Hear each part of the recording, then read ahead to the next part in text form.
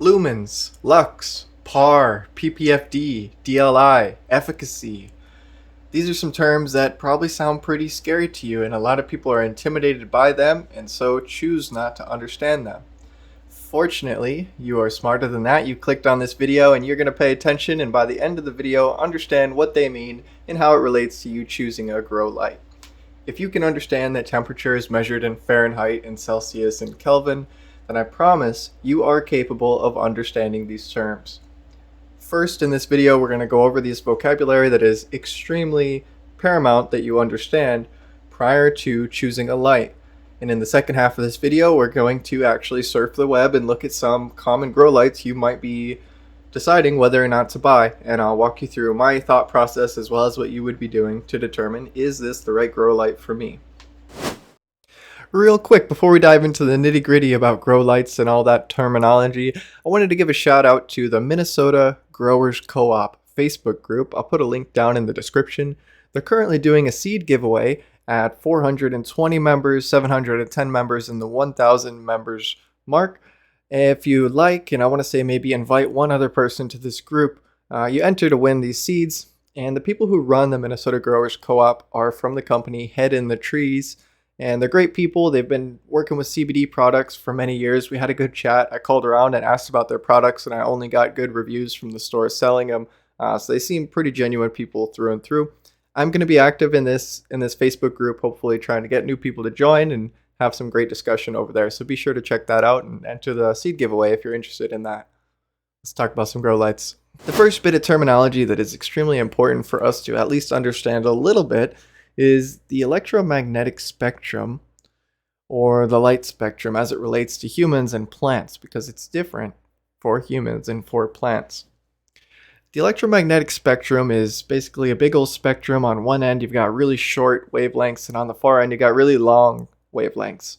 On the left side you've got things like your ultraviolet rays, and on the right side you've got things like your radio frequency, like radio. Now, obviously, we don't see ultraviolet rays and radio frequency. The visible part of the spectrum for humans is just a narrow little section right in the middle. That's what humans can see, and a little bit more narrow than that is what plants use for photosynthesis. So the real important thing to understand that I'm pointing out here is that humans can see more of the light spectrum than plants actually can use for photosynthesis. For this reason, there is a difference in the terminology we use when it relates to what humans can see and the terminology that is used for what plants cannot see but use for photosynthesis. Now we're going to talk about the specific terminology here. So when we're talking about what can humans see, typically we're talking about lux, which is like the illumination a light gives off as it relates to humans, as far as like the brightness. Lux is often on the box of like light bulbs you're going to buy. You might even see cheaper grow lights or a little bit unofficial grow lights saying, some huge amount of lux or lumens. They both have to do with the human part of the spectrum as far as what humans can see. Lux and lumens go together. There's a saying, lumens are for humans. And that's usually what I think of when I think of lux and lumens. I just think lumens are for humans. Irrelative. You cannot gather useful information about how much light you're giving to the plants that they can use from something like lux or lumens, because they might be giving a lot of light right on the ends of the spectrum that the plant can't use, and there's just no way to tell that from a number of a lux value. Okay, so lux and lumens have to do with humans can see, not the plants. So just think of them as irrelative when it comes to your plant and figuring these things out.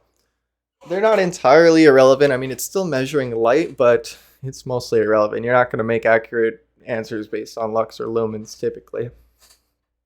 Now, there's a term PAR, P-A-R, PAR, stands for photosynthetic active radiation.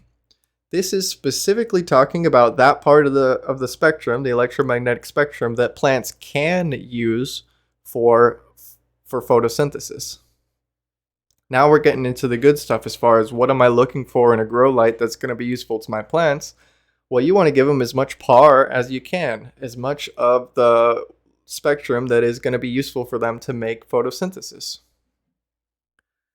There's a term that goes along with PAR. There's two really that are important. The next one we're going to talk about is PPFD.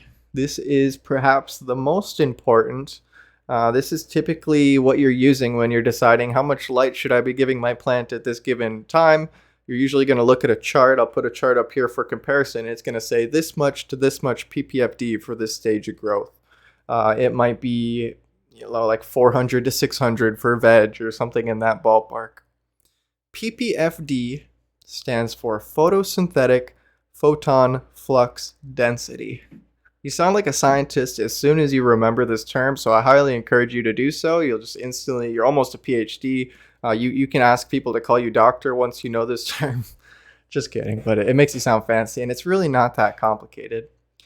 PPFD, you can think of it as, holy moly, it's me from the future while I'm editing this. I've noticed I continue to say in the next section, fast, in terms of what PPFD. I say that PPFD is how fast the light is hitting your plant.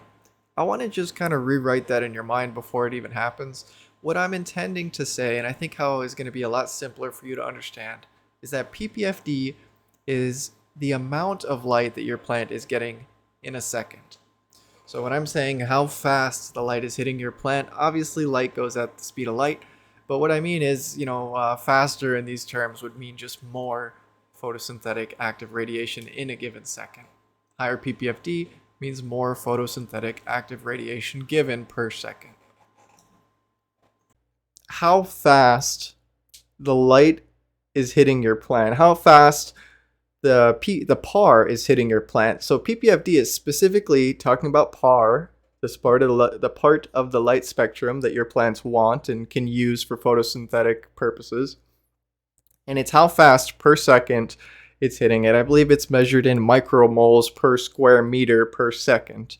But the units of measurement, they confuse me just as much as they confuse you. Like, how much is a mole? I know it's big, but nobody said mole since somewhere in high school, and I don't remember what that means. So, and we're talking micromoles here, so millionths of a mole. The terms are relative as far as the unit of measurement. You just need to know PPFD is how much light is hitting your plant per second, and it's specifically the part of the light spectrum that you want. Okay, PPFD is the unit of measurement that you're going to be looking for when we're looking at which grow lights to get, because what they're going to have is what they call a PAR map. Remember, PAR is photosynthetic active radiation. It's going to be a square. I'll post one up here instead of drawing a picture in the air with my hands, but it's going to show you how much PPFD this light produces from a set hanging height over a set area. So now we're gonna know a few things based on this. We're gonna know a lot about the light distribution. It's always gonna be higher in the center. Well, I guess not always, but typically, depending on how the light is built. If it's an LED, then you've got your diodes individually placed around in different ways. They could, I guess, be more on the outside than the middle, but that would be weird. It's usually not. PAR maps are going to show us how much PPFD is given, and this is really important. This is usually the first thing we're going to look at when it comes to a grow light. So that's pretty much what PPFD is. How fast is the light hitting the plant, specifically light that we want? There's another term which is DLI, daily light integral. If you know what DLI is, you technically know a little bit of calculus, because integral is calculus. I've never had a calculus class, so it's a little bit of a joke. You don't need to know calculus for this. DLI is just the PPFD. Instead of per second, which PPFD measures, it's for the entire day. And DLI is actually kind of the key measurement. We don't talk about it as often, but as long as your plant gets the DLI it needs, the total amount of PPFD for the on period of your lights being on, because they usually are off for some part of the day, then you're good. You can think of it as in nature, there might be a little bit less light in the morning and afternoon and a lot more in the middle of the day. But that's okay, because it averages out to a certain amount of DLI, or PPFD. Instead of per second, it's over the whole day. DLI is going to be measured in moles per day. moles per square meter per day, I believe, instead of micromoles per square meter per second. So it's kind of just like the daddy form of PPFD, right? It's the big boy who's looking at the big picture. PPFD is right in the moment. How fast is it hitting the plant? DLI is how much has hit the plant for the day. Both extremely important, but as long as you're getting the DLI that you are shooting for, so you might have a target DLI, like say 2.4. I actually don't know what a good DLI number would be. It's just PPFD is in the right range, and then you know you're going to hit the right amount of DLI, but they go hand in hand, and it's good to understand each of them. A little bit more terminology we're going to talk about real quick. You've pretty much got all of it already, and then I'm going to recap at the end before we end this section, would be efficacy. So efficacy and wattage and amperage. We'll kind of talk about these three all at once. So when we're looking at grow lights, they're going to say X amount of watts. Watts is how many joules per second it's pulling from your outlet. So you plug it in, it's going to pull some electricity in, and then it's going to use that watts to produce light.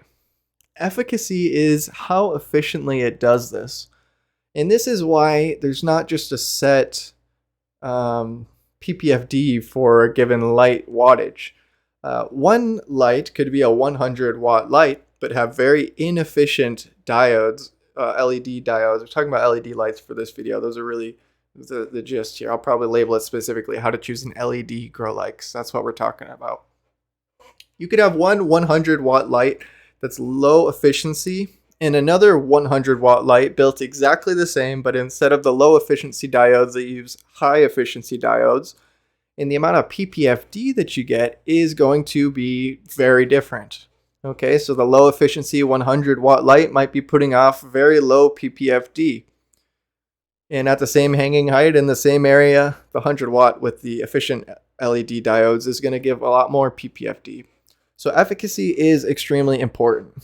This is why you'll see rules of thumb like 35 to 50 watts per square foot of space in your tent, but you don't really want to stop there. A lot of people take these little tidbits like, rules of thumb, and they just figure, oh, I know the rule of thumb. I don't need to understand the specifics. Words are hard, these are big, scary words.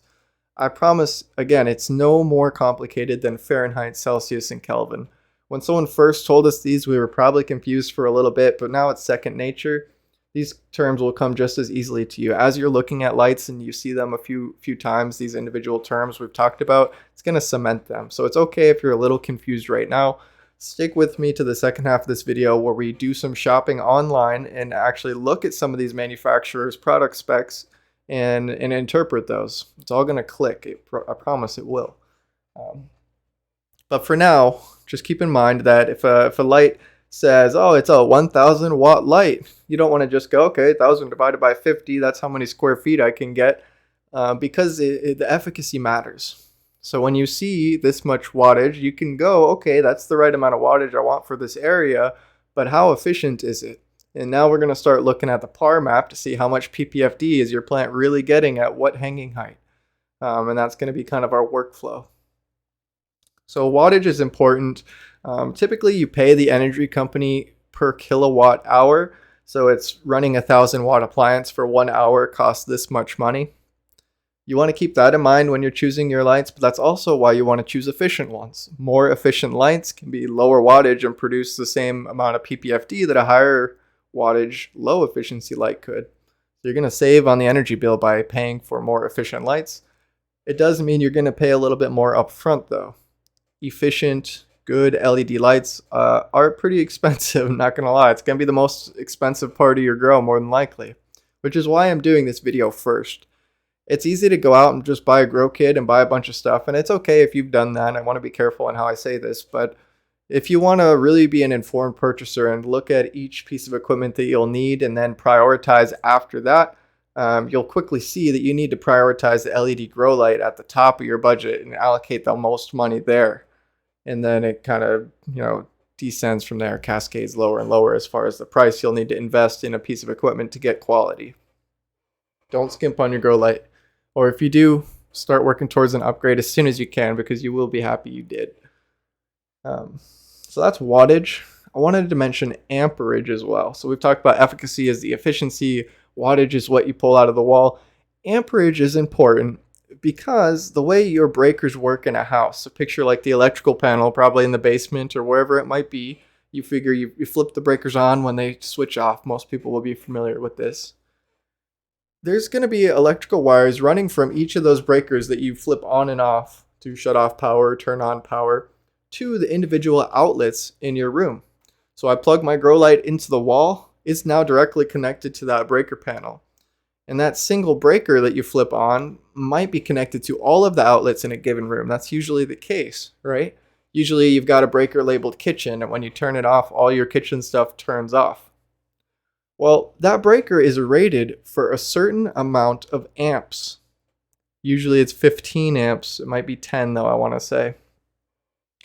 You want to keep track of this if you are growing larger scale or if you're growing in a room that you already have big appliances. So if you're using your washer and dryer room, it's probably going to have a bigger breaker because those are high amperage appliances. But you just want to make sure that the amps you're using in your grow don't add up to be more than what the breaker is for that room.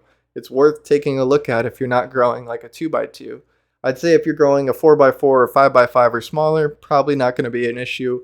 I've never ran into a case where I am flipping breakers, but it can happen, and that's why it's just important to understand. Watts directly correlates to amps if you know the voltage. So there is a calculation to figure out based on how many watts you're using, what amperage it's going to draw, but you can usually skip that as just about every electrical appliance. I think it's probably standardized. It will tell you the amps that it draws at a set voltage. So that's amps. It's really just important to make sure you don't use more amps than you have available, and that's the only thing you need to know about amps. Watts, same kind of deal. The most important thing with watts is just that you pay for every watt that you use. So you want to be a little mindful of how many watts am I pulling in my grow. So how much am I going to be spending on the electricity bill over the next few months? I think that pretty much covers the terminology. I'm sorry if it was a little bit rambly. It's just how it goes. And like I said, I usually do most of this off of the top of my head. I do some notes beforehand. I feel like I've got it cemented, and then I just talk because these are things I'm thinking all the time anyways. I don't really need something to read from, I don't feel, at least.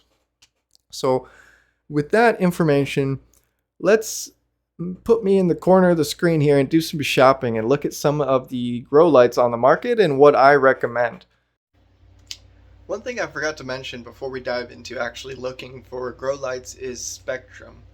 So you're gonna see a lot of information about color, as far as what color they are producing with their lights. Right now, at the time of recording this, the consensus seems to pretty much be that full spectrum is what you want. Okay, you don't want too much on one side, you don't want too much on the other. You want something that looks kind of like this graph where you're getting just about all the colors. Most importantly, red and blue. Typically blue corresponds to veg and red corresponds to flower. There is different growth at different parts of the spectrum as far as color, and this is something you can experiment with. I haven't done very much experimenting myself, so I don't feel like I'm a good resource to tell you, use this spectrum for this part of the grow. But from what I've read, you really don't want to do that to begin with. You just want full spectrum, and then you might supplement a little bit of blue and veg and a little bit of red and flower. I expect this will change. I think people are always studying color spectrum and how it relates to plant growth, especially right now more than ever. But for now, don't get caught up and maybe don't buy into, oh, we've got the perfect spectrum, okay? It's less important. Just make sure it's a full spectrum. White light is king right now. You can see better. Don't be getting a blurple where it's just blue and red only. You want something that looks kind of like that. Alright, it's got the whole spectrum pretty evenly. This specifically is an R spec from HLG, so I guess I bought into it a little bit. It's just the best light they had at that price for what I was using. Where it's a little bit more in the red spectrum, it might help a little bit more in flower, but you can see it's got plenty of blue, okay? They call it R-Spec because they add just a couple red diodes, but for the most part, it's just full spectrum Samsung diodes that are giving you the full spectrum. That's really going to be king. So I just wanted to add that in there. Don't get too caught up in the spectrum. Hopefully we'll be able to do a deep dive later and maybe even run some side by sides or look into other experiments where people have done side by side with Spectrum, but don't get caught up on it right now. All right, for this section of the video, we're going to look at some grow lights online, and I'm going to point out the things that I would be looking at when deciding whether or not this is a good light to purchase. And for the perspective of this video, I've got a little notepad here with some notes. We're going to be assuming that we're trying to light a 4x4 tent. That's 16 square feet, so it's 4 foot wide, 4 foot long. The height doesn't matter when it comes to this, but it's usually like 6 to 8 feet tall, right? Here in the notepad, I hope that you can read it. I have some PPFD guidelines. This is typically what you want to shoot for how much light, how quickly is hitting the plant. When we're looking at PAR maps and these different specs the lights are going to give us, usually they're talking in terms of PPFD. And it's just important to keep in mind, these are the numbers we're going to want to be hitting at different points of growth. As long as you're hitting the PPFD in this chart, the light that you buy doesn't matter so much. There's still reasons to get one over the other that we're going to look at specifically here, but it's just most important that you're getting that amount of PPFD to your plants, no matter how you do that. There's better ways to do it, there's worse way to do it, but most importantly is just that you do it one way or another. So keep that in mind. We are here on the Micro Growery subreddit. They have a pinned post. Start here, I think it's labeled. I recommend you check this out. You can Google just r/micro growery and it's going to bring you to where I'm at. I created a short very recently saying you should be frequenting here, searching by new and seeing what problems people are having to become a better grower even before you start your first grow. And I'm going to reiterate that now because that's really important and that's what I spend most of my time doing, at least free time. Not obsessively, but just throughout the day, even just once a day, just scroll through and see, was there anything unique and interesting I haven't seen before that I could learn from? Or is there something very common that I can help with? I think the best way to learn is to teach, which is why this series is excellent for me because I feel like I'm going to learn so much and it's going to really cement these topics down for me by teaching you. Hopefully you can pass that on. But nevertheless, we're going to go right down here to the lights. The first thing to know, I imagine they say it here, there's other options like CFL and HID we had talked about previously. But nowadays, LED is king. We're only looking at LED lights. Other ones have their uses, but if you are the average grower like myself, you're going to be growing indoors. You don't want to have dedicated AC because your lights are so hot or really high electric bills like you might have with the less efficient older types of bulbs. We're looking at LED, okay? That's what you want to be looking at nowadays. These are your biggest brands. These are what you're going to find a lot of YouTubers sponsored by, and so you'll have likely heard of some of them if you've done any amount of research on lights for growing. Spider Farmer comes up a lot, ViparSpectra, tons. HLD and Kingbrite, we'll talk in depth about those. I'm an HLG fan myself. I haven't heard of this one. Grower's Choice for sure. Gavita has been a name in the industry forever, and I think a lot of commercial grow ops use Gavita, so I would be interested in looking at that one. But let's start with Spider Farmer, because I think this is a well-reviewed, well-recommended light. Not that I necessarily think it's the best light you can get, but you're going to see this name a lot, so let's look at it. Okay, let's go to the grow lights. First thing that pops out at me, it says Samsung LM301B. What is that? That is the diode they are using in their grow lights. So I'm not sure if you can see from this picture here, but LED lights are comprised of tiny little diodes. They're like an inch or smaller all over the board. There might be 100 diodes. The most common one that we're seeing nowadays, and it's been this way for a couple years now, is the Samsung LM301B. This is a full spectrum diode, so again, we don't need to worry about the color too much. We had just talked about that in the short clip I edited in. Samsung LM301B, you see that, you know you're in good hands. It's extremely efficient, if not like the leading in efficiency. Great spectrum, full spectrum. It's just the leader right now. But on the note of LM301B, there is LM301H that you will see sometimes, and especially right now, these light manufacturers are kind of creating new products that they're selling, saying this is the new LM301H instead of B.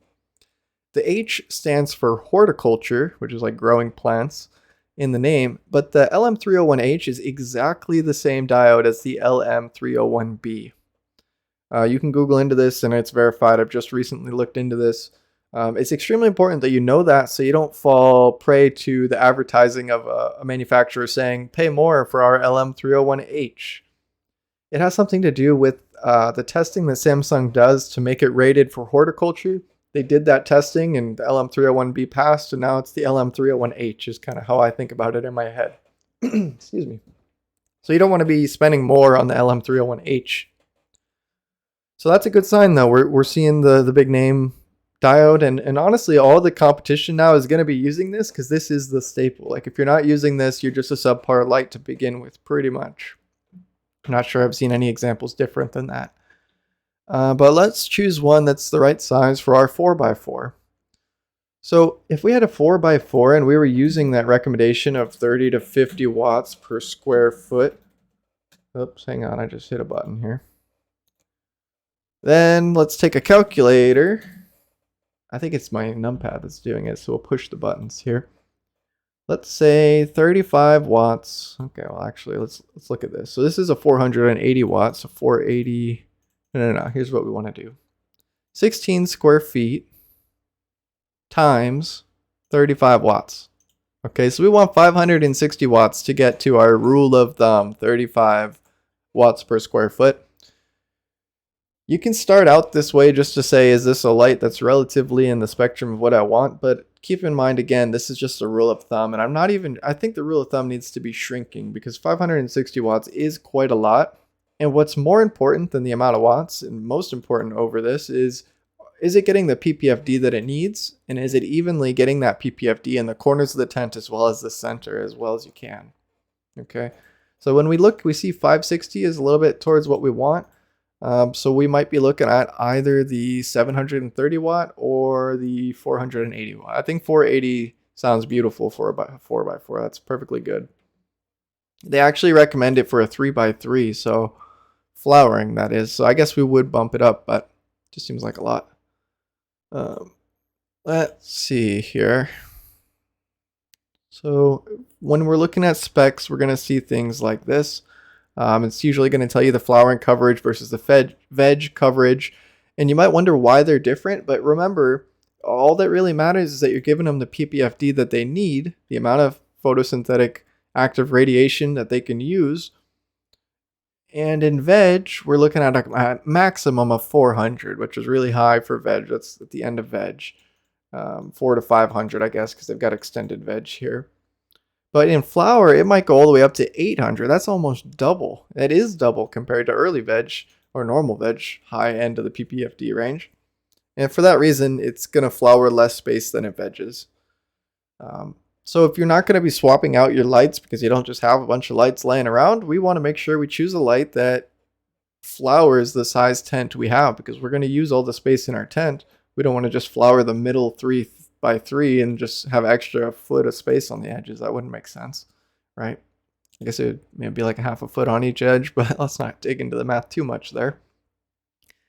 So look for the recommended coverage and keep in mind everything that you read fed to you by the manufacturer was fed to you in encouraging you to buy their product. So these can be wrong, they could be embellished.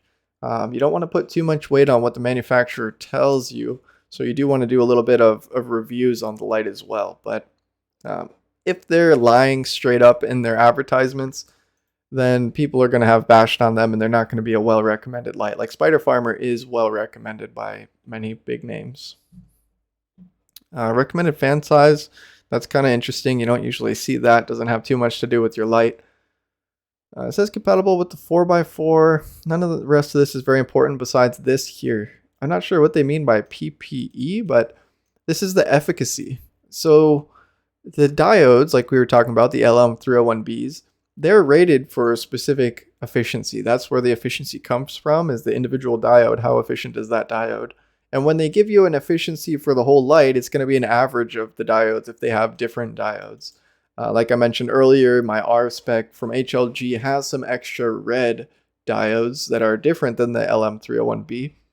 And so they kind of average out those two, or they probably give them to you separately. This one looks like it's only LM301B, so it's not even an average. It's just telling you this is the efficiency, because that's what all the diodes are in their rated efficiency. Okay, let's look at this here. This is extremely important. So this is a PAR map. Let's see if we can get this bigger. Yeah, let's see. Here we go, a little bit bigger. Let's make this bigger for you, because this is the meat of what we're looking for when we're looking at lights. So we see these grids, and this was the power map I was talking about earlier, and I've hopefully put up some pictures so that this isn't the first time you're seeing this. But what this is how much PPFD are you getting for each little square of space from a set hanging height. Something I look at typically, and I judge light manufacturers by, is their hanging height. I feel if they're using hanging heights like 8 inches and making that the first thing that you see, what they're trying to do is say, look, big numbers, wow. But you want to be careful of that, because look at this right here. If you were hanging from 8 inches, the center of your tent, and it matters how big is this tent, first of all, it looks like it's a 4x4 tent, 4 foot by 4 foot, perfect for what we are using in our example. You keep it 8 inches away at the end of flower, at full strength if you can dim it. It's at full strength, let's say. Your PPFD in the center is absurd. I mean, that's well above what you would use at the highest range of the CO2 supplemented tent. So that's way too much light in the center. Now, big number's good, except for you can burn your plants, and you don't want to go outside of the spectrum. And in the corners, we're only getting 300 PPFD. That's not even enough for really the end of edge. And if we're flowering with that, it's going to be very subpar. You can see it's below the minimums they recommend. So I don't like when they have that. Now, it's not the product's fault necessarily. It's kind of on whoever did the product placement and advertising it this way. But we want to take that as a yellow flag, okay? There's something important you can understand that will relate to all lights by seeing the way they've laid this out. When your light is closer to the canopy, it's going to be more directed at the center and less even from center to edges. Okay, so we've got 300 in the corner, almost 1400 in the center. But if we take that light and we raise it at the same strength, look what's going to happen. Our center is going to go down a little bit. Now we're 1200, 1220. And our corners are going to come up a little bit. We're at 450. That's a little bit better. What's happening is it's becoming a more even distribution of PPFD the higher you hang your light. So if we were to continue going with this, which I'm surprised they didn't, because realistically this is what you do a lot of the times. If we were to raise this to 24 inches, we might be looking at a much less difference between the corners and the center. And you don't want a big difference, right? You don't have nugs in the corner just because you want small nugs. You want them to be just as beautiful as the ones in the center. This is also a red flag to me that they haven't raised it for measurement purposes. Like, why wouldn't there be a 24-inch hanging height graph, PAR map? It's me from the future, and I have just a couple things I want to say. It sounds like I'm bashing Spider Farmer kind of hard here. And I think it's because I'm really thinking from the perspective of a 4x4 tent that we're trying to fill, and that this just isn't meeting the mark. I want to reiterate that this is advertised for a 3x3 flowering area and veg 4x4. It's really important, and I think these VAR style lights are even more uniform for the rated area than I was anticipating, and really than I picked up on in the video here. My issue with these PAR maps is not that they're not showing a good amount of light or a relative amount of light. Because in the final weeks of flower, or at the height of flower, when you're giving them the most light possible, your light's turned up to 100%, these PAR maps are useful. We would go 1 square in from the edges to be looking at a 3x3 area, and notice how uniform it is when you go in just 1 square. I mean, like, really impressively uniform for the area that they say this should be used in. If you were to get this light for a 3x3 tent, and you just know you're going to use a 3x3 tent maybe forever, and that's all you need, solid buy. Like, you could add CO2 and do everything perfect and still be getting every bit of your light's potential that you could be, and not running out of potential. Like, if you had a weaker light, you wouldn't have enough light, you'd be capped by that. So this is awesome. What I'm griping about here is that you're only going to be at the peak of flower for a tiny amount of time. We really need more information to know where to hang our light and what it's going to look like in veg. So in veg, we're really still using the 4x4, and they still advertise it to be used in the 4x4 area. So we would be hanging it higher and or turning down the knob, the dimmer, so it's less bright. Using less power, and so putting out less PPFD at a lower percentage with the dimmer. If we were at the 8-inch par map on the far left and we just reduced it by 50%, there's still just it's just not good for veg. Like in a 4x4, your corners would be getting hardly anything. I don't think it's an exact, lower the power 50% and suddenly the squares all go down by 50%. But even if it did, let's just say, you'd only be getting about 150 in the corners, which is like seedling PPFD. And then you'd still be getting like 700 in the center, which is like end of flower PPFD, right? So it's just a little weird. I guess you could say, though, that's why they gave you the 12-inch, but even at a 12-inch hanging height, it's pretty much the same story. We've got 600 in the middle, 220 in the corners. That's too much of a difference to be vegging a 4x4 tent out evenly. So I just wanted to throw this in here. I think Spider Farmer, this light is awesome, but we also need to take into account the value you're getting for the price that you're paying. Later on, we're going to be looking at a couple other lights. I think I do 2 more. And pay attention to the prices as well as the wattage that you're getting out of the light. And I don't think this is really the best value light. Even if you're getting a light for a 3x3, if you could get a light that's better for a bigger space even at the same price, you'd probably want to do that because you might upgrade one day. You might get a bigger tent. And even if you don't, you're going to get a more even spread from a more powerful light that you can hang way higher up and still get good PPFD numbers. So I'm not saying don't buy this light or feel bad if you have one. I think it's a great light. I might even recommend Spider Farmer to people who say they're just setting up a 3x3 and this is what we want to use. But I just wanted to throw all this in here and add a couple thoughts I had. You can still hang it at 24 inches and the power map might be great, but we won't really know because they've only done these hanging heights. Now, I've done the math before, and I think that you can kind of scale these up. So you see there's a 2-inch difference here, and it increased by about 80 in the corner. There's a 2-inch here, and it increased by, about 60. So there is some loss there. But it seems like it scaled somewhat well to give you an idea of what it would be at higher heights. But if we're going to look at a light, okay, so we stumbled on this one. These are the important things that we want to look at. Let's go back to normal size. Just to recap what we paid attention to. What diodes are they using? Is it Samsung LM301B? Cool, we like that. We know the efficiency. It's always going to be 2.8 if it's these diodes, so it should be in the 2.8 range. It used to be 2.7, I want to say, so that's interesting. But if it's like 2 or 1.5 efficiency, run, because you're paying extra for low efficiency lights.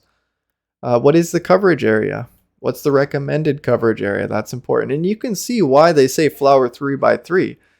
It's still interesting, though, because they're just blasting it with PPFD. But 3x3 is going to be, let's see, what is the range here? So it would be 2 squares in either direction, right?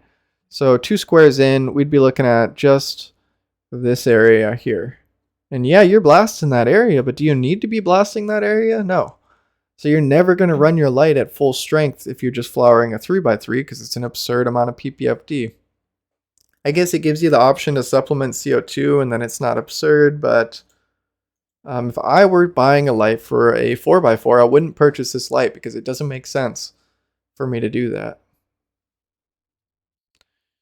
What is important as well is the price, though. So let's see what the price is here. $484. Holy moly. Yeah, that's expensive. So I just don't know. I guess what I would want to see if I were to get this light. Wow, that's interesting. Interesting controller.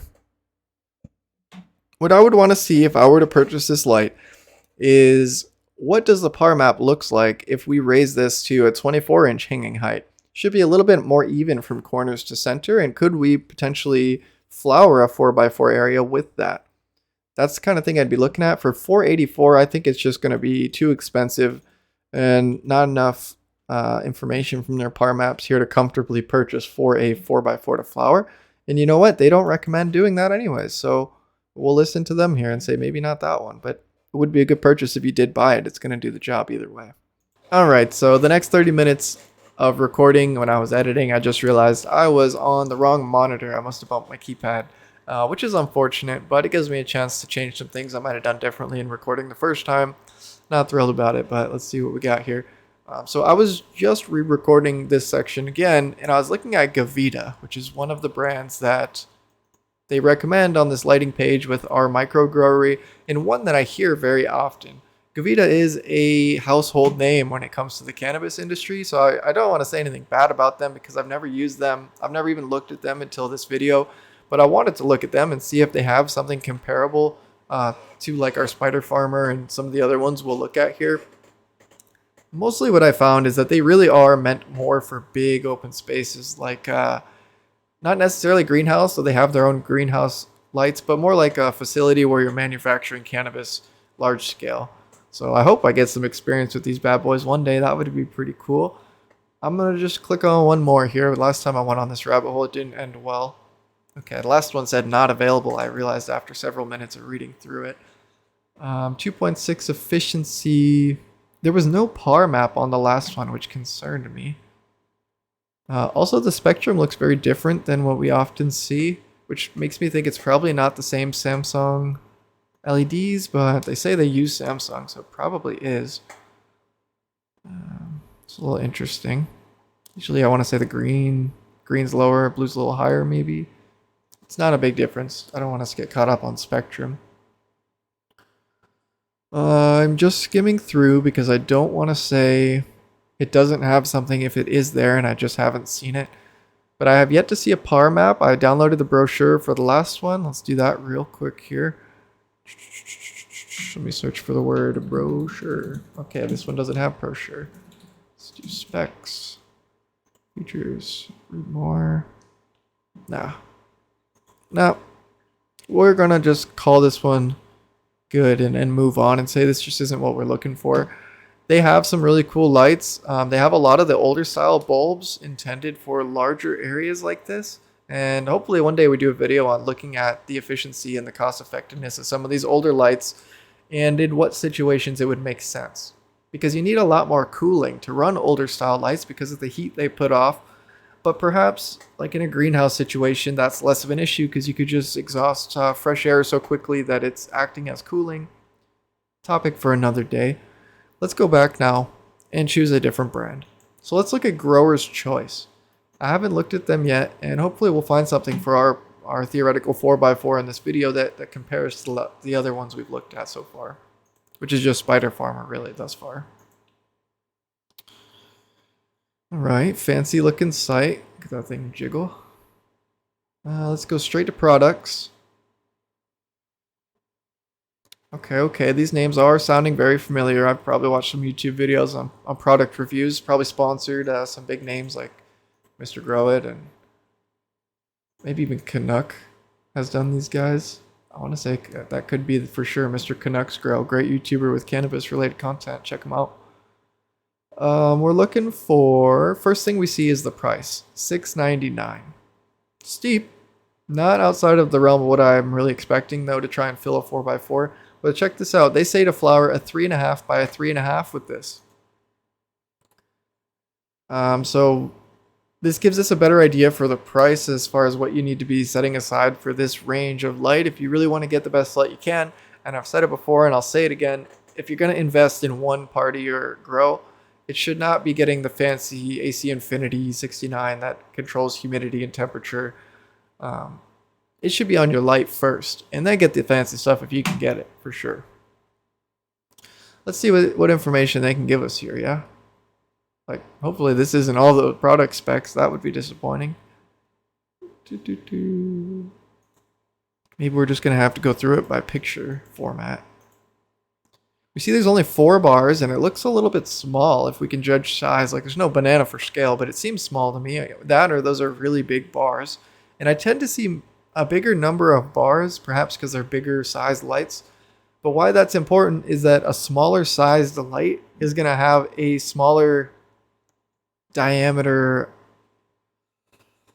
like area of light. I'm trying to think of what the right word for that would be. So if you had a bigger light with the same number of LED diodes, it's going to be better distribution at the same hanging height, but less power than one of these that's just more condensed. So you get less distribution, but more power in that same area.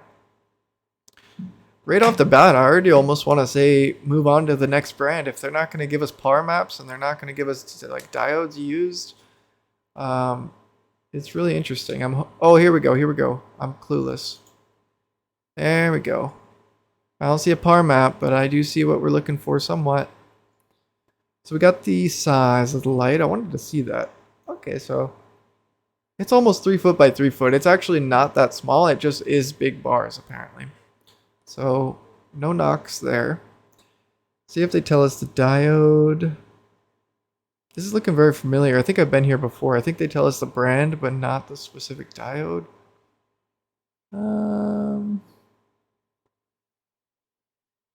I can't see where my mouse is right now because my phone's covering it, but I don't think it's down there. So from their spec sheet, we can see the efficiency at 2.6, which tells us it's not entirely Samsung diodes. We can see this total output, but don't pay attention to that, because we care more about what is my entire tent getting for PPFD, not just what can my light put out, you know? It's great if your light can give 1600 PPFD in the center and you're using CO2, you know, it's probably still a high number, but if everywhere else is really low, what good is that to you? It's garbage. It's not useful. Maybe if you put it like at the height of the moon, you know, you get like a little bit better spread, but pretty much nothing everywhere. Just wouldn't make sense. So let's just check one more light from them before I kind of seal the deal on the ROIs here as being just subpar in what they provide for specs, and thus a subpar light in my mind. For that price too, like I want all the specs, you know. You're going to see some really good qualities of the future grow lights, and I hope I've retained viewers thus far, because the real important parts are probably the next couple lights we look at as far as choosing a light. These are a bunch of adapters. Let's choose the 680. No par map. Let's look at the user manual. We didn't do that before. Spec sheet. No par map. Let's just search for the word diode. Search for the word Samsung. Okay. Okay. ROI, my friend. I've heard of you before. You can't be that bad. Your efficacy is good. I'm not sure what your total output is worth, but to be honest, we could see it's a large light. Like this one has one extra bar and the other one was 3x3, so this is probably like 4x4. Yeah, it's pretty close. It's not exactly. It's actually rectangular, but the spread's probably not terrible, and it probably does a decent job of what they're saying for what it is. But like, what's the price on this one? Let's see, $1,000. For $1,000, you're not going to provide us with a par map to get an idea of how much PPFD we're getting at set hanging heights for a set area. Crazy. That is crazy. And if you have one of these, I think I've said it for every other brand, don't feel bad. Obviously, it's got some power. The efficacy is up there. If it gets even close to what they're saying it should do, it would be a great light. And it's going to be, your plants are going to be happy. It just might not be the best light if you're looking to buy one all of a sudden and you want to make the best decision you can. That's what we're really trying to do here. But if you've already bought one of these lights I'm saying are subpar, not as good, it's fine. If you bought any of the brands on this list that are remotely close to the size that you need, you'll be happy. You might be 5 or 10% happier had you gone with a different choice, but that 5 or 10% is not going to make a significant difference to you. And if you're a new grower and this is your first go at it, it might not matter at all, because for you to really be squeezing out the last little bit of light that you can for your tent, you need everything else to be in line as well. And there's going to be issues. I don't know if I've ever had a perfect grow, and I've had many grows at this point. Now, almost 4 years. I think we're at 4 years now for sure. Not that you can't have one, or that you won't do better than me because you'll have people like myself sharing our experiences. Just that you should be realistic with what you expect to get out of a 5 or 10% difference in your light. You know, it's not going to be a immediate difference that you see just because you made that purchase, but the potential for a difference is there. So it's still worth knowing. And you'd rather buy the stuff that you really should have in the beginning than buy something else and realize later you wish you would have bought the nicer one, because now that your grow's dialed in, you need that extra 5 or 10%, right? So we're future-proofing our grow, and it's the most expensive purchase, so it's the one you don't want to have to buy again because you didn't future-proof. Let's look at ViparSpectra. This is a big name. You hear this a lot. They've got good lights. Not bad lights, at least, we would say. Let's look at their lights. We are trying to fill a 4x4. I don't see any indication as far as how much power is each one of these. So we'll just choose one in the middle, I guess. How about the KS series? You can tell from the prices, these are probably too low. 500 watts, though. I might remember them as being the more affordable brand. Let's see. 500 watts is what we're looking for. Here we go. Samsung LM301H. That's the horticulture version of the same diode we've been looking at. We like that. We've got some Osram 660 nanometer, which is the part of the electromagnetic spectrum that these are specifically for. That's good. That's probably some red. I can see the red diodes right there. That's what it seems like most lights have, is some supplemental red if they do have color. Everything's checking out so far. We got the dimensions, 40 by 40, 12, 24, 36, 48. So it's not quite 4 foot by 4 foot. It's just a little bit less. But that means it's going to be perfectly sized for a 4x4. This could be a strong contender so far from what I'm seeing. Because it's about the size of the canopy that you're trying to flower, it's going to have great spread. You know, there's going to be a diode almost above every single area in that tent, except for the very far corners, and then it's not going to be that far away from being directly under a diode. So that's cool. $429 for the price is extremely competitive. That's a very good price for what we're looking at in this same price range. A bunch of recommended reviews here. These are pretty good name. LED Grow Lights Depot. I want to say their article is where I learned a lot of the terminology from. I'm not 100% sure of that. Mr. Grow It. I love listening to his podcasts. He does one with Dr. Bruce Bugbee. Maybe a couple of them. Highly recommend. And then it puts you down a whole rabbit hole of learning about Dr. Bruce Bugbee and the things he talks about. He's a professor at some university, but really an expert in the field. And he brings the science into growing.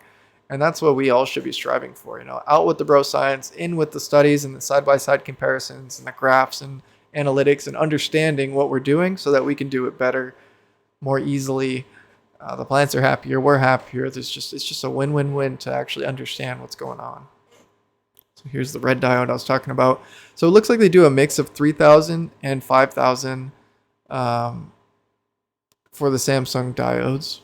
They're pretty much interchangeable in that range, I'm pretty sure. I'll Google that while I'm editing this to make sure that's true and put it right here.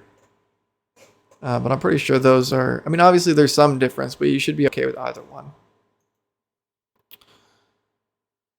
Alright, we've got our PAR map. That's what we like to see. I remember last time I looked at this and what struck me. Okay, so what strikes me is unfortunately that they don't tell you the dimensions.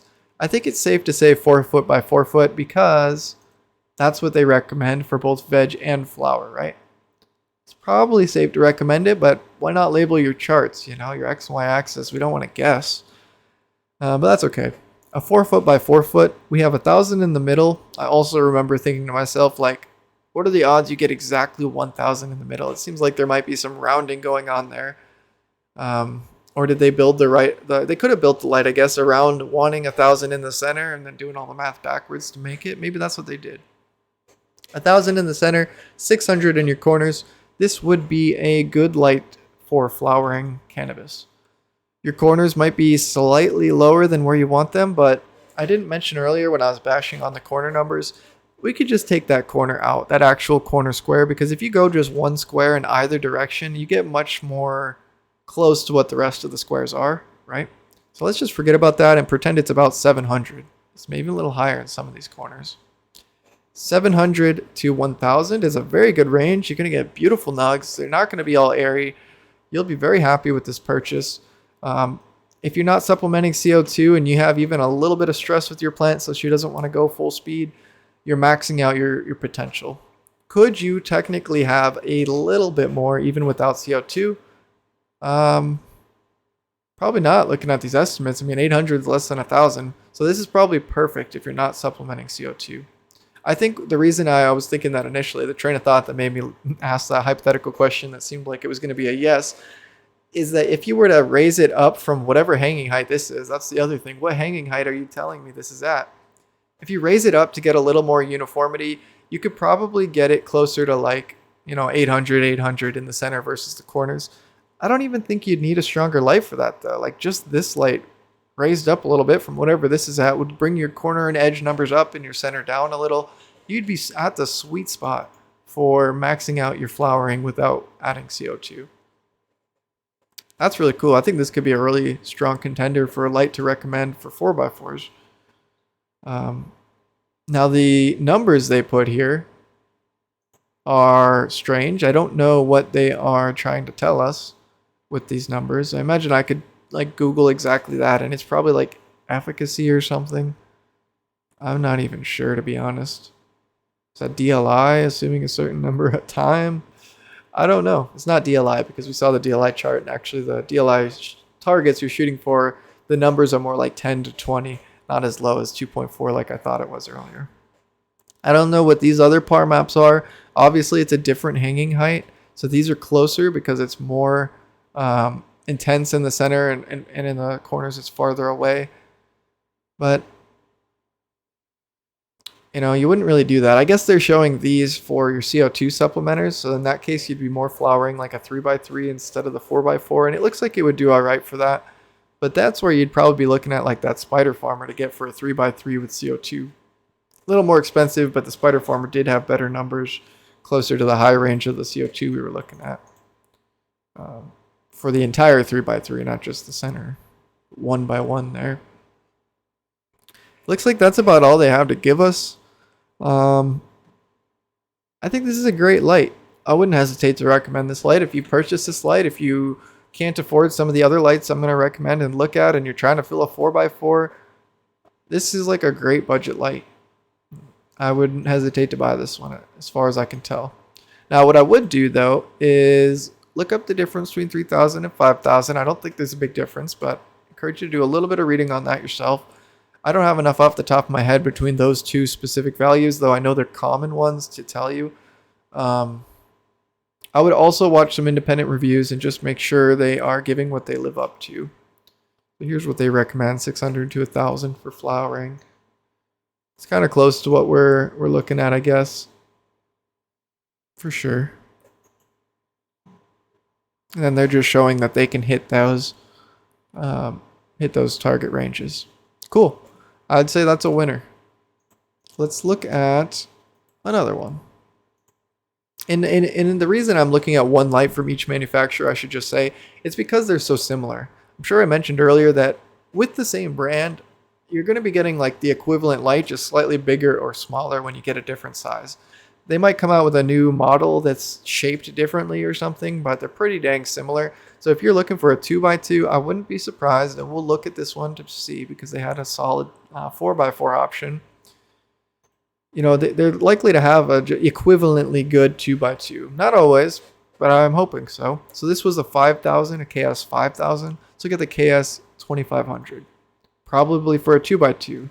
Oh, it's actually for a 3x3, despite the name literally being half of the 4x4.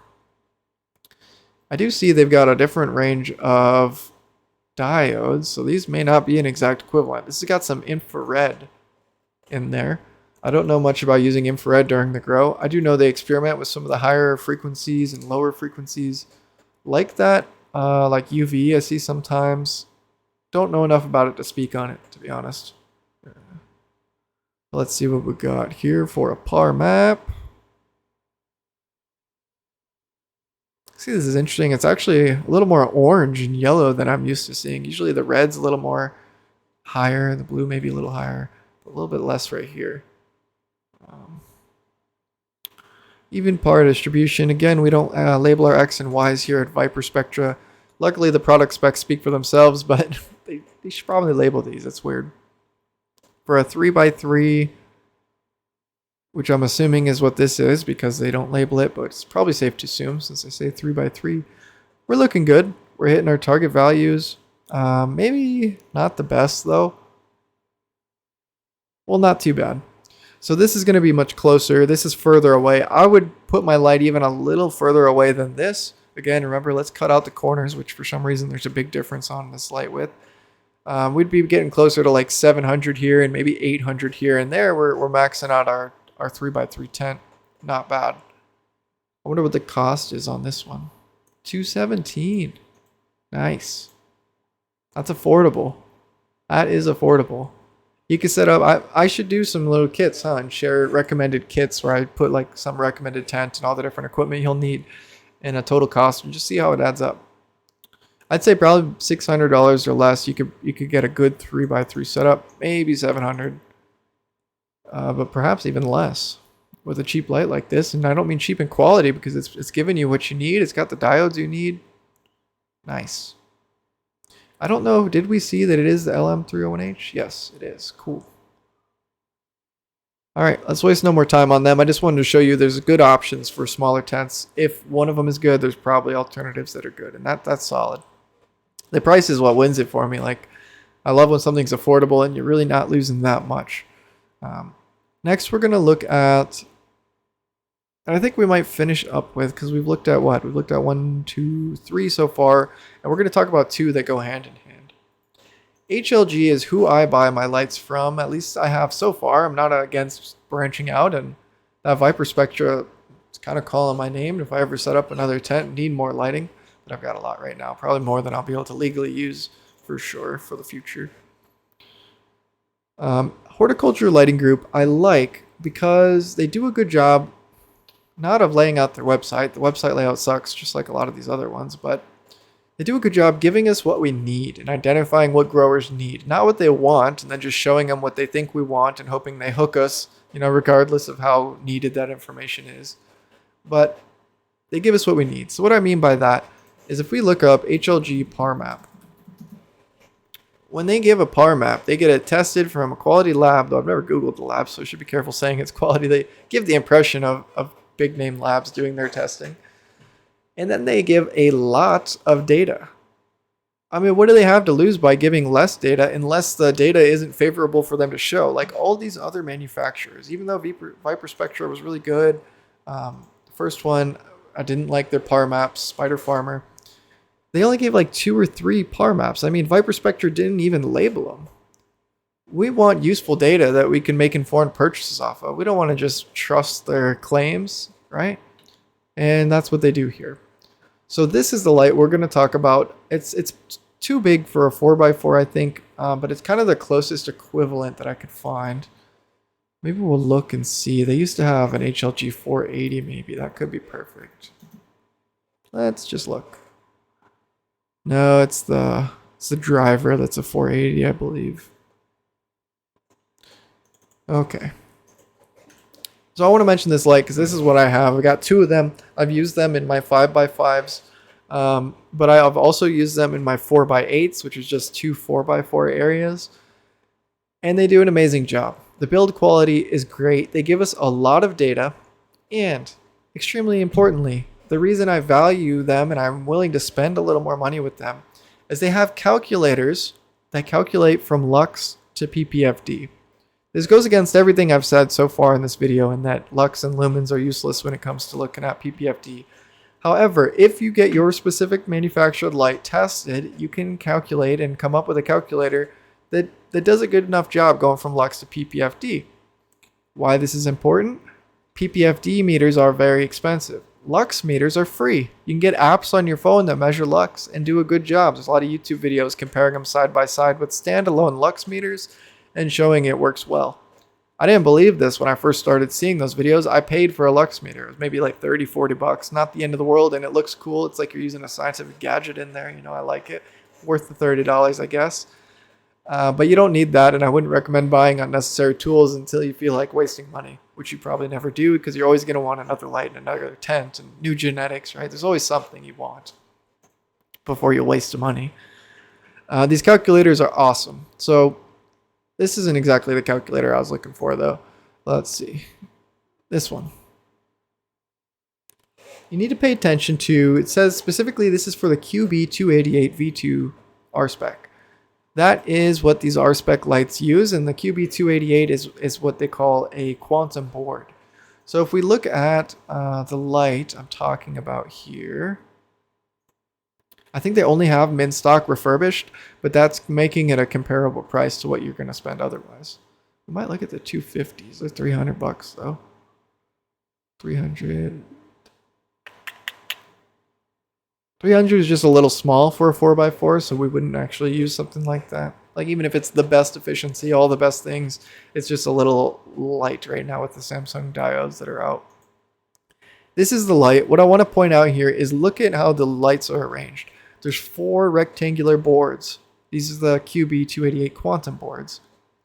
And they're arranged in this pattern. This is like a grid, not a bar style. It's kind of an older light. I bought my first one maybe 3 years ago, so it's not like a new light, but it still is just probably the best I've found for 4x4. Maybe not anymore. The ViparSpectra with the price comparison is comparable. I don't want to say this is much better than that, or even that it is really, but for a 5x5, it is. And the price is extremely comparable. It is $120 more, but you're getting more out of it. This is a 600 watt, and the ViparSpectra, what was it? Was it a 500 watt? Was it a 500 watt? Yeah, it was a 500 watt for $429. Okay, so $429, $549. It's $120 more. We're getting 1/5 more light, 20% increase in light, and maybe a little more than 20% increase in price. I'm not 100% sure of that. So they're pretty much comparable. They're just meant for different sizes, right? That's the point I'm making. You want to make sure you're looking at an HLG light if you're going to buy from them that has this calculator. They don't all. I've looked at another one they make specifically for the 4x4 that looks really cool, and maybe one day I'll recommend it, though it's really expensive right now. The Blackbird, $700. Woo! That's on par with, I don't remember who it was we were looking at earlier. Maybe it wasn't the Gavita, because I don't think we saw prices on them, but it's on par with one of the really expensive lights we've looked at, if any. And they don't have a calculator. They also don't have a par map for this light. So it probably is everything they say it is, but I still would not buy it because I don't have the data I need and I don't have the tools at home to be sure of things. It's just not great. With this one, I can enter in a value, let's say 30,000 that I'm reading from my smartphone app or my Lux meter, and see that I'm getting a PPFD of 464. Now, that's pretty invaluable. PPFD meters tend to be very expensive. So I know Apogee sells one. Let's just look and see what the Apogee PPFD meter comes up as price-wise, right? Make sure everything's where it needs to be. Look at this, $500, $600. I have seen some cheaper ones. So look, here's a par meter for 161. Great reviews. This could be legitimate. And if this is legitimate, I want to look into it soon. And I recently realized this could be a real thing. If there's budget PPFD meters or par meters, then it might be worth trying out some of these cheaper lights that don't provide enough PPFD map or par map data. Granted, YouTube videos are out doing PPFD readings at all kinds of different hanging heights for all the big names pretty much, so don't let it dissuade you too much that you won't know where to hang your light. You'll have a pretty good idea from the YouTube videos you can find. But if we could measure it ourselves, that would obviously be the most ideal without spending $800 or $500, because we could get close enough without spending $500. Maybe if everything else was perfect and I'm getting bored, I want to min-max this final 1% of perfection I'd get like a PPFD meter and start playing with it. But as long as I have these calculators, I feel comfortable enough with that. And it's giving me good results, so I don't think it's too bad. So yeah, I wanted to talk about the calculator and that the HLG is awesome for that, but you want to make sure that you have the quantum board that this calculator is for. A lot of their lights don't, and so I wouldn't recommend every one of their lights. Now, the first time I recorded this, the first time I re-recorded this, because I keep accidentally changing the screen that I'm recording to make sure I haven't done it yet. It's tied to my numpad on my keyboard, so I go to type something in like that value of 30,000, which hits me. I've done it a few times now. Switches over, and I don't realize. When I was just re-recording the first time, though, I was looking at the PPFD map for the HLG 600R spec.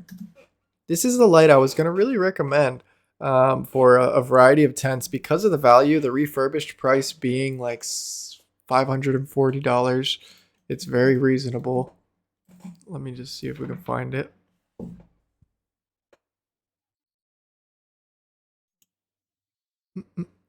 Here we are, $549. That's pretty awesome for 600 watts. But what I'm finding is I think the ViparSpectra Spectre is honestly better in like every category that we might use this in, which is weird because it's 100 watts less using pretty much the same stuff. I think maybe the size of the ViparSpectra, remember it was kind of like a rectangle close to 4x4. Maybe the size is helping. Maybe the arm style is helping a lot. I want to see the dimensions. I don't know, and I'd be curious to find out. I did watch in a YouTube video when I was looking into this a little bit between re-recordings that excuse me, that PPFD doesn't account for the far red. So I guess what they're talking about is right here. Excuse me. Which is supplemented like in this R spec. Let's see if they talk about, yeah, 660 nanometer. That's actually right on the edge of what would be considered PAR, the photosynthetic active radiation range, right? So that's okay. It's more like the 740, I think, that was in the video I was worried about. So disregard that. The PAR map we're looking for is here. So let's look at a 4x4, which is what we were comparing that ViparSpectre 500 watt to. The 4x4 is the white bordered area here. And notice that the resolution is much finer with this map. I think earlier I might have said they use fancy laboratories. Maybe not for their PAR maps, because this looks like it's just taken straight from LED Gardener, which they could be a fancy lab. But I think they're probably just sold with like one of those $800 meters we were just looking at, which maybe is the top of the line stuff. I really don't know the difference between that and a fancy lab. I just wanted to clarify.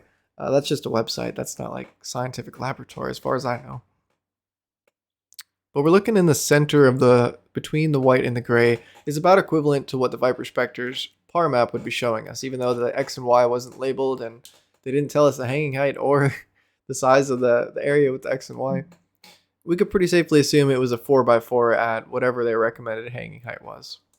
It would be about the center here. We're getting 400 in that area for the cornerish of the 4x4. If we take it away from the corner, we go to kind of an edge, still like high 400s for sure, 480s. And in the center, we're getting just under 900. This is both lower in the middle and lower on the edges in the corner than the ViparSpectre, I'm afraid. It doesn't surprise me too much because that HLG 600R spec has been kind of a leader for a long time. At least I thought it was. It could have been misinformed, but it's definitely comparable with whatever the leader would be. It can do a very large area. It's very powerful, very good build quality, and that calculator makes it that much better than it would have been otherwise. But I want to see what their numbers were again here. So let's compare it. Remember, we're trying to fill a 4x4 with the, is it the KS5000? Yeah. I wonder what the KS stands for. I might have missed that. I don't know.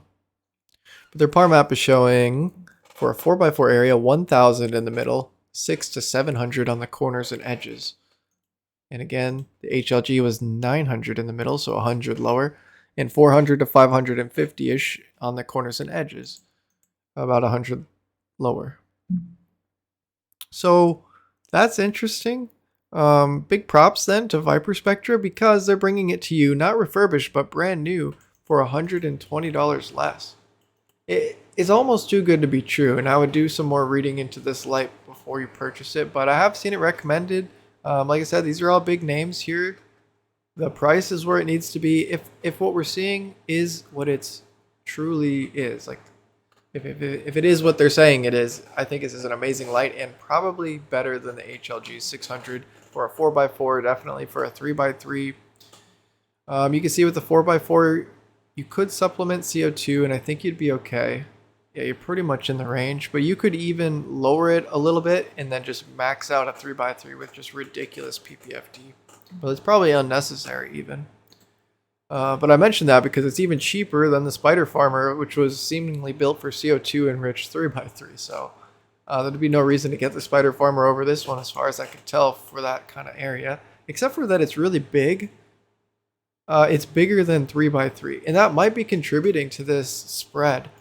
And so maybe if you take this and you put it at a much higher hanging height for like a 6 by 6, like the 600 R spec is rated for, perhaps the fall off is more dramatic there. I am hoping that's the case and would make sense for the price difference. Um, but if you're buying it for a 4 by 4 and it's recommended for a 4 by 4, that's not going to matter to you because you're not going to raise it. Try and veg a 6 by 6. You could.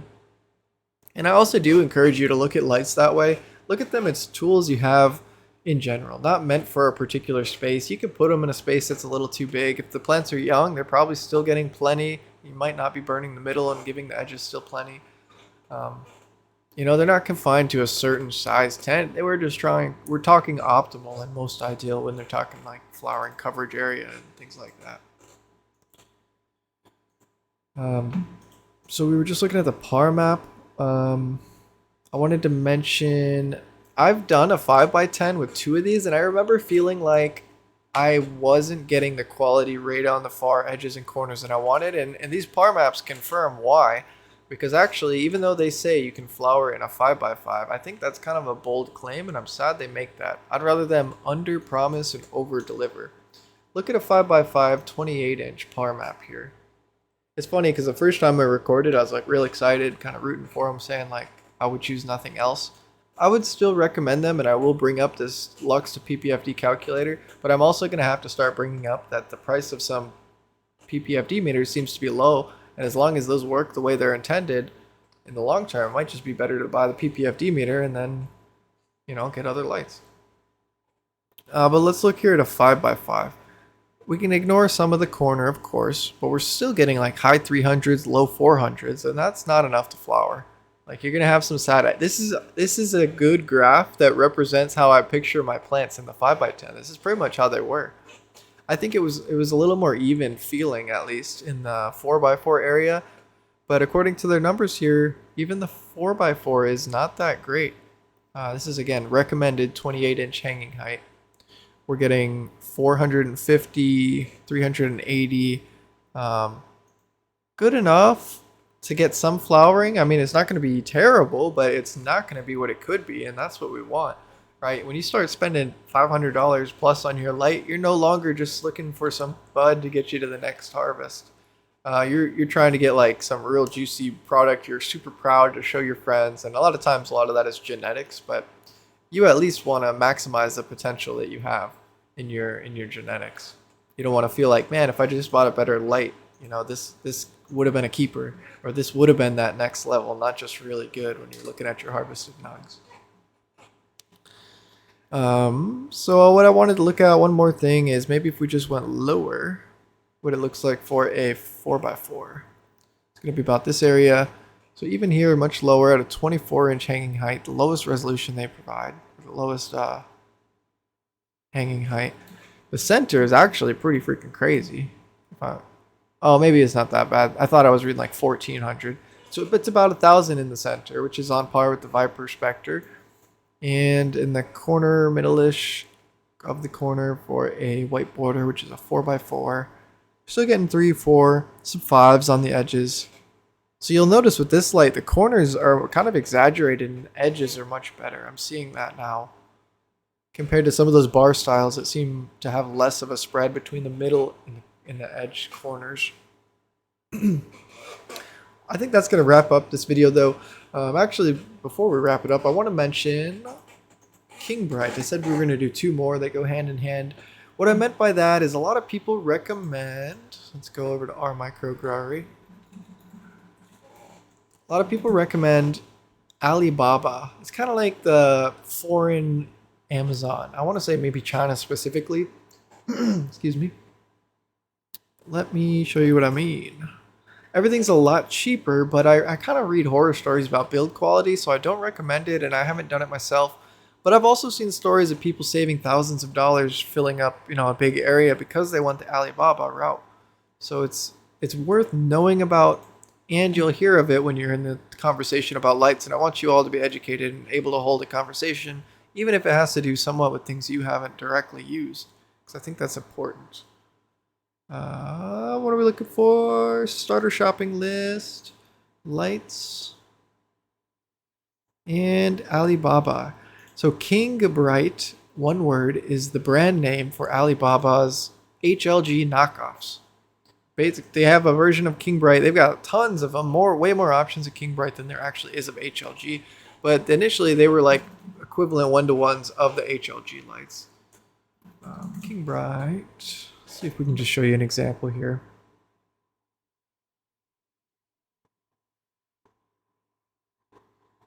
I mean, this is kind of a good example. 480 watt grow light, so just a hair under the ViparSpectra, which was already the best deal we've seen. And this is a $251 to $335 light. So that would be 100 to 200-ish, about closer to 100 difference. But once you add on shipping, that wouldn't even make sense to buy over the ViparSpectra. Shipping, it's about 50, so now you're looking at 300 instead of, what was it, 430 maybe? So I guess $130 saved. Still good money, but I think that's where the people who really should be considering that is people who are blowing up like a 10 foot by 10 foot area and you're suddenly purchasing everything at once. You'd want to consider this. Now, you could also make that decision and then regret it if they're all terrible quality. I don't see that too often though either. You know, I think it could just be mostly horror stories and success stories that I've seen. So you're rolling the dice. It might go really well, it might not go so hot. Now we're going to wrap it up. We've looked at many different big name brands. As long as you're purchasing a light off of this list, pretty much recommended here. Any of these brands that we haven't looked at, like Photon Tech, so I don't want to give you too much on those, obviously, or Growers Light Science we didn't check out. They're listed here because they've got quality products to some degree. Good enough to grow your plants. Now, is it the most optimal, the best of the best? Maybe not. You know, maybe one of them is less so than the other, but it doesn't need to be. We want it to be. That's a want, but it's not a need. You're still going to get dank, sticky nugs. If you have some good genetics, you could use the worst one. I'd hate to say, I think Spider Farmer was kind of the worst one we looked at today. Could even be the 600, which hurts my soul because I've recommended it so heavily to people, but like the par maps weren't on par with the competition, and it is an old light. But I might do some more digging into that and see why that is, or if it shines really in higher hanging height, bigger area situations. But even those are more than awesome, and if you have good genetics, you're going to get great quality product. If you've already purchased a light, don't feel bad if you didn't get, you know, the ViparSpectra, which seems to be the top of the one. If I was buying a light right now, that would be the one for my hypothetical 4x4 that I had my mind's eye on. But I would the next step, the homework for you would be watch videos on it, right? Just reviews. Google, Reddit, name of the light, and then just see what you've got for threads. You know, are people all saying that it breaks? One thing I saw about the ViparSpectra is that the buttons are kind of uncomfortable to change it. They don't have a dimmer knob where you turn, which HLG does, but instead has like a button you push to different settings maybe. Little things like that really don't matter. You know, we're more concerned with getting the PPFD for the plants, and that's why it's such an important purchase. The rest is just the icing on the cake. But dimming actually has some real quality, you know, like value that it brings to the table. Being able to dim your light is extremely important. Because at some point, you just can't put your light any higher, and you're trying to get the PPFD down, but you can't put it any higher, and you can't turn it down because there's no dimmer, and now you're in trouble, and you're going to have to use a smaller light or figure something out. You can end up in that situation if you don't have a dimmer and you only have one light and it's like a beast of a light and you're trying to grow your saplings, you know, your seedlings. So that's it, everybody. I hope this doesn't seem too jumbled because there's so many different takes here all put together. If you have any questions, drop them down in the comment section. I would love if you commented, subscribe. And speaking of comments, drop down there what light you are using, what you're going to use it for as far as the space. Let me know if you have any questions, like I just said, about the specific light that you're looking at. Challenge me to look into the 3000 Kelvin versus 5000 Kelvin, and that K does stand for Kelvin, not thousand, like I said earlier. And we'll find out more about that, maybe find some scholarly articles. Just drop something down there, and you guys have a great rest of your day.